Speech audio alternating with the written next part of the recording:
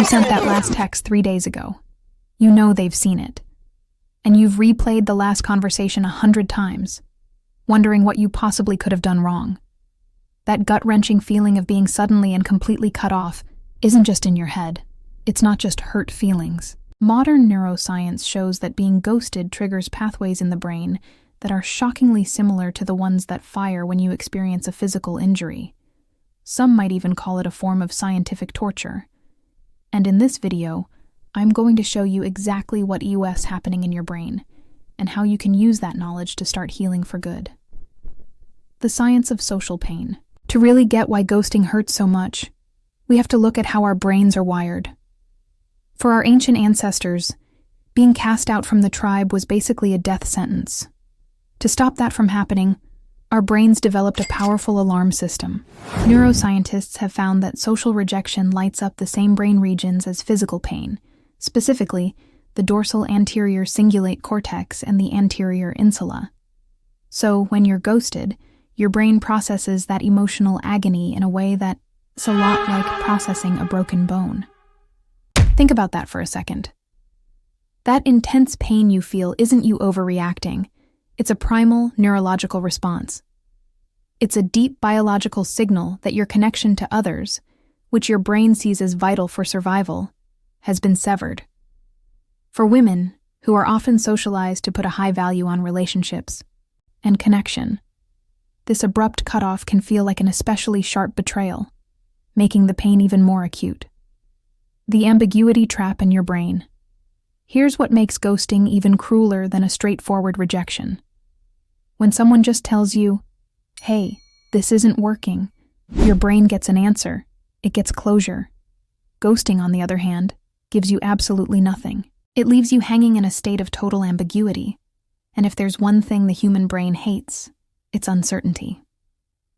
Our prefrontal cortex is literally built to make sense of the world and find answers. Without any explanation, your brain is stuck with a story that has no ending. It gets caught in a loop, endlessly searching for that missing piece. This is what triggers those obsessive thoughts, where you replay every single interaction and spiral into self-blame. You start asking, was it something I said? Something I did? This constant second-guessing isn't a sign of weakness. It's your brain working overtime, trying to solve a puzzle that has no solution. This mental spiral can lead to anxiety, depression, and a nosedive in self-esteem. Because you're left to fill in the blanks, and our minds usually fill them with our deepest fears. Flipping the perspective. All right, so let's flip the script. That endless loop of self-blame is running on a totally false assumption that you're the problem. The truth? Ghosting says very little about you and a whole lot about the ghoster. People who ghost are often running from their own fear of conflict. They simply don't have the emotional maturity or the communication skills to navigate a tough conversation. Their silence isn't a verdict on your worth. It's a billboard for their own limitations. They disappear because it is just easier than confronting their own feelings or dealing with someone else's disappointment. While it might not feel like it right now, you haven't just been left. You've likely dodged a person who isn't capable of showing up for a healthy, mature relationship. And realizing this isn't about letting them off the hook. It's about freeing yourself from a weight that was never yours to carry. How to heal your brain. So, how do you break out of that painful loop and actually start to heal? You have to give your brain what the ghoster wouldn't: closure and a way forward. Here are 2 science-backed strategies to get you started. First, create your own closure. Your brain is desperate for a narrative to close this chapter. Write a letter to the person who ghosted you. Pour every last bit of it out. The anger, the hurt, the confusion. Don't hold anything back. The best part? You don't have to send it. The simple act of putting your feelings into words helps your brain process the whole mess and write the ending it needs. This is you reclaiming the story. Second, you've got to actively fire up your brain's feel-good circuits. Being ghosted floods your system with stress hormones like cortisol. To fight back, you need to intentionally do things that release positive neurochemicals like endorphins, dopamine, and oxytocin.